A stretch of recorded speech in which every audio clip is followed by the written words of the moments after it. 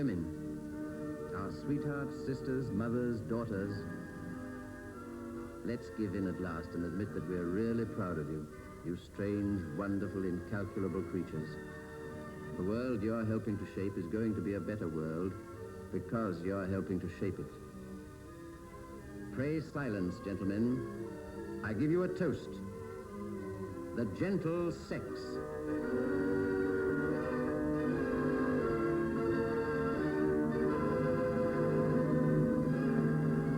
In 1943, these were the women of the future. Independent, strong, helping to shape the world. And yet they're still described through their relationships with men. Our sweethearts, sisters, mothers, daughters.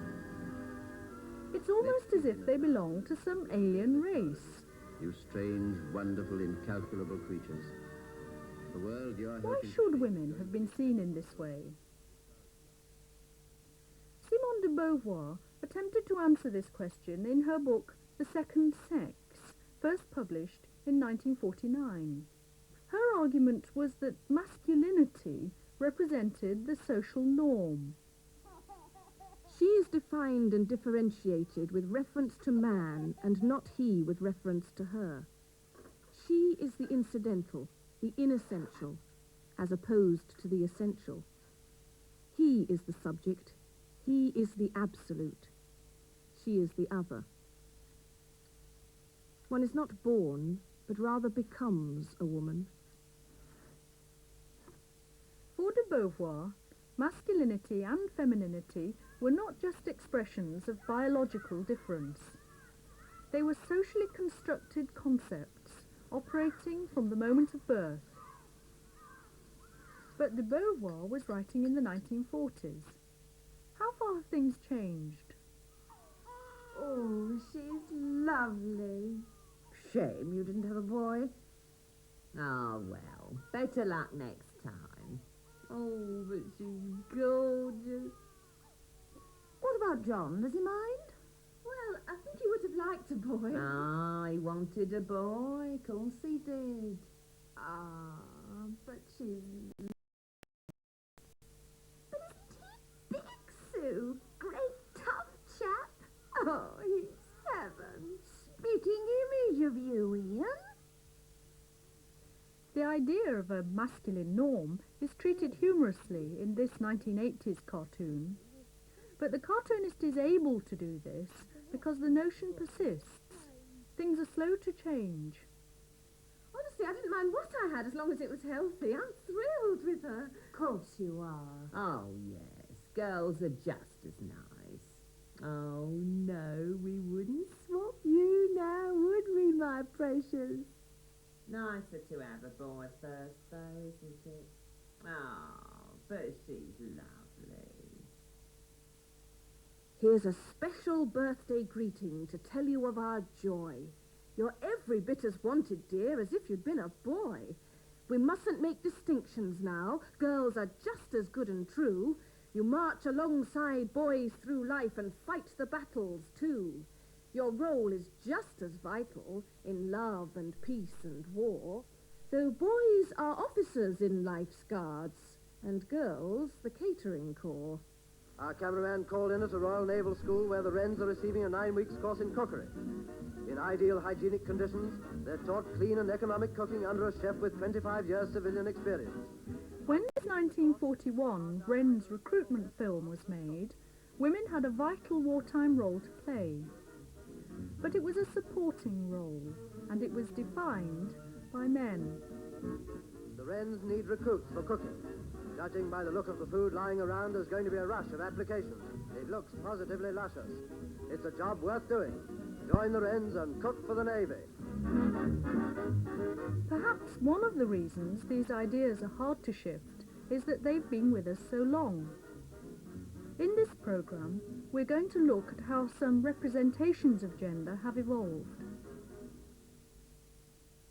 To do that, we need to use material that might seem to have nothing to do with gender.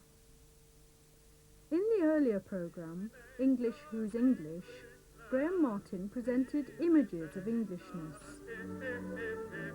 The social and cultural assumptions hidden in filmic texts were used to analyse the concept of English literature. But they are also entangled with representations of gender. It was argued that not to know English literature in the early years of the 20th century was not to know who you were as an Englishman. But what if you were an English woman? In Ford Madox Brown's Victorian picture, The Seeds and Fruits of English Poetry, women are confined to the audience. All the poets are male. Chaucer, Spenser, Shakespeare, Milton, Pope, Burns, Byron. Children's literature established from the nursery the idea of Englishness as a fundamentally masculine concern. The central characters of The Wind in the Willows, mole, rat, badger, toad, and even those villainous working-class stoats and weasels are male. The few female characters that do appear in the book are relegated to the boundaries, just as women were in cricket. Images of playing that great game, upheld as something essentially English, marginalised women. Their role in cricket has usually been confined to applause. Constructed images of Englishness were largely masculine. By these standards, women weren't equipped to be poets or cricketers or even heroic badgers. It didn't look as though women could do much, but they could, in the right circumstances, represent a great deal. After all, the Elizabethan age, so often recalled as the model epoch of an ideal Englishness, has found its most powerful icon in its female monarch. And the most persistent values of the Victorians had found their central representative in a woman, Queen Victoria herself, billowing on her mound. It seemed that what women stood for counted for more than what they said or did. Femininity was something that might seem to exclude you from the active business of Englishness. Women were seen as passive, not active. Edwardian fashion reflected those assumptions. The daintily pointed shoes, long straight skirts and pinched waists, together with elaborate hairstyles and headwear, made free physical activity practically impossible.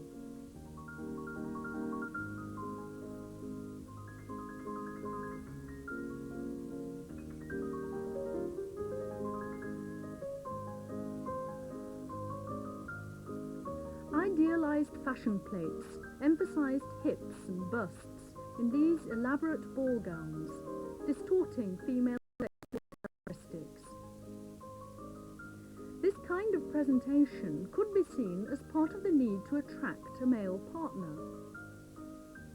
This isn't generally so in other animal species. Charlotte Perkins Gilman, a leading American writer at the end of the 19th century, commented on this paradox. With the other species, the males compete in ornament and the females select. With us, the females compete in ornament and the males select.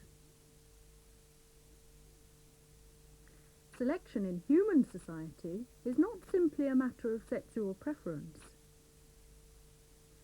When Gilman wrote a book on women and economics, marriage was usually the only way a woman could guarantee financial security. We are the only animal species in which the sex relation is also the economic relation. For most women, the need to be chosen was a matter of economic necessity. But what about the women, married or not, who had to work? Their lack of opportunity for education, hard working conditions and scanty pay made working women worse off than their male counterparts. But they were also worse off than the ladies we've been looking at so far. So representations of gender are not simply constructed around the differences between men and women. They are complicated by other differences, like class. So it was essential that any campaign to achieve equality between men and women should draw support from all classes, as well as both sexes.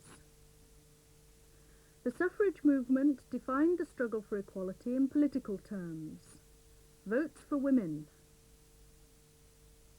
The suffragettes, who worked to challenge and change the social practices that grew out of the divisions of gender, were very much a minority. They met with a wall of scornful opposition. But in the period immediately before the First World War, they were a powerful, noisy and increasingly active minority, often backed by the cultural privileges of the middle classes. They were prepared to suffer. Some were prepared to die. Emily Davison was killed when she stepped under the King's horse at the Derby in 1913. Her action challenged Edwardian society's expectations of the passive female. But the First World War was to change those expectations. The notion of the authoritative male in uniform was shaken by the catastrophe that overwhelmed Europe between 1914 and 1918. By 1916, Allied casualties were so great that conscription was introduced. Young men who were able to fight had to do so, regardless of class. And this meant that women were required to do a wider variety of jobs, many of them previously restricted to men. When women were needed for work, notions of their delicacy vanished.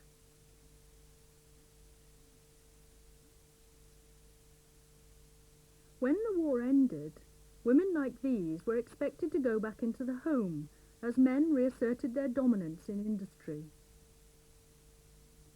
But in 1918, women over 30 did gain the right to vote. What had changed was the accepted representation of gender, particularly for women. Once again, the images of women were reflected in styles of dress, which were as liberating as the Edwardian costumes had been restrictive. Sexual characteristics were de-emphasized, bosoms deflated, hair was cut, and wasp waists disappeared.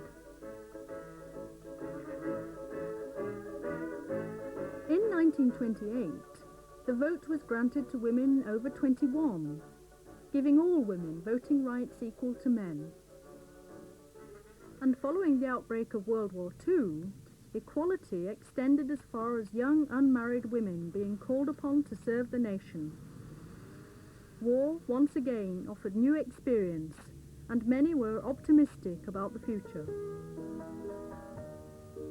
Isn't it strange that, probably for the first time in English history, women are fighting side by side with the men? The first time?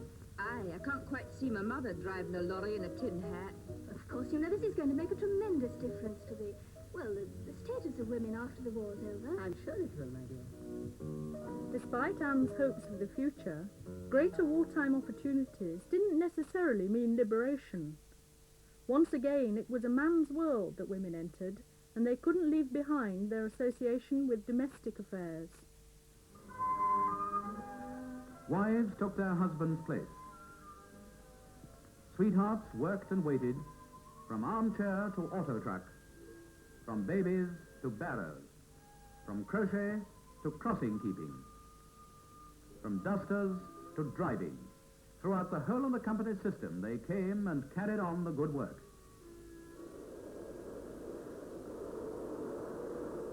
This inspector checks hard to see rivets inside the huge wing. Despite their newfound status, women still could not escape gender stereotypes. Uh-oh. The eternal feminine. In the years following the Second World War, some women did claim the right of entrance into areas of employment previously reserved for men. But for many independent women, work was not the liberation that it might have promised to be. Most of the jobs available still cast them in the supporting role. Nurses rather than doctors. Secretaries rather than managers. But does it have to be that way? Hello, Ronnie. Ooh, we're looking gorgeous as per usual. Oh, hello, Miss Pye. Oh, Mrs. Truscott gone out to lunch, has she, dear? Yes, 10 minutes ago. Oh, be a good boy. Just run over the road and give her this, would you, dear? She's in the George. Yes, Miss Pye. Oh, and get me 20 pence and throw the pet.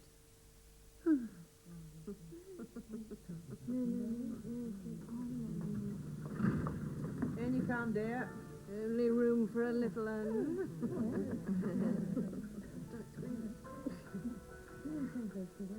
Hello, darling. Cheer up. Smile, it may never happen. Not bad. Hello, Ballsy. Fancy a goggle, Dory? Yeah. Don't mind if I do.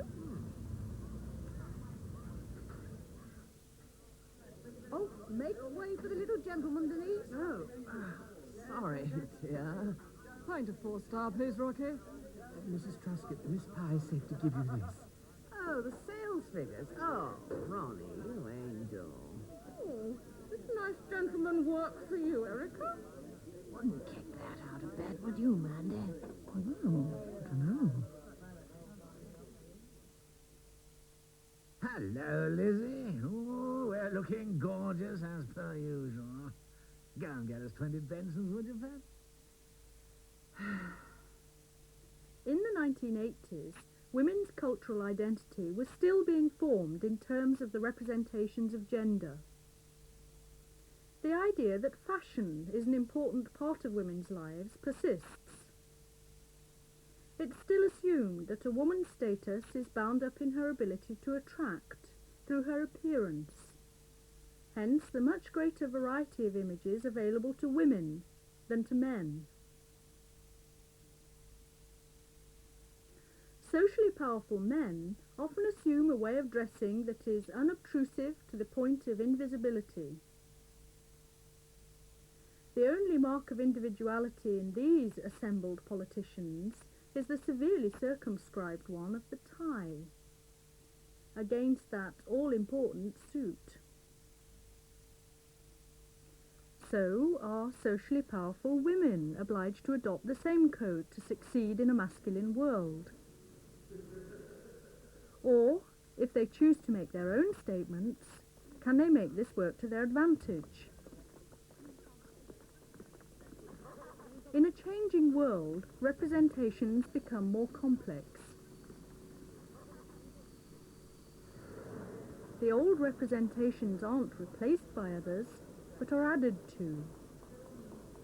And the contradictory new images are projected and exploited by advertising. Hello, Craig. Looks really great. That's gold medal stuff. It's exactly the right note. Liberated but ladylike. It's a great bit of future casting. Client will love it. Oh, Jocasta, careful with that dye transfer. Do you realize what they cost? Just look what Dad's creative department's dreamed up for you. I quote, "Discover you. You are vital and alive, but a little soft and dreamy underneath. You love being free and single, but being married and raising a family is very you. Being independent is you, but so is depending on someone else. You are strong enough to be ever gentle, serene but passionate, refined but sexy, a homebody and somebody, homemaking, breadwinning, bread-baking, gorgeous, feminine, you!" Jocasta, for God's sake, stop grovelling over there.